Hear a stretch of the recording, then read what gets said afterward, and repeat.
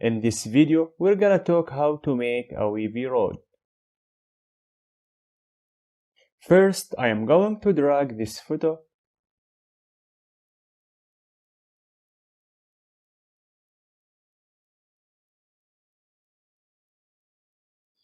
and use Move tool to fit the photo and matching this line.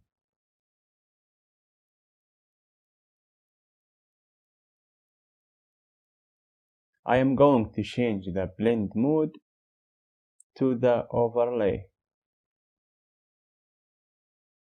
I can just go ahead and hit the mask.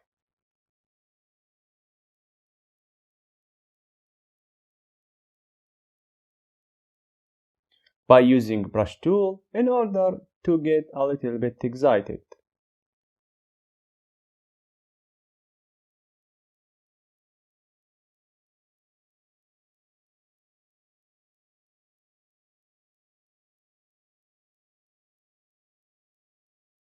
And you can see a quick way to make a wavy road.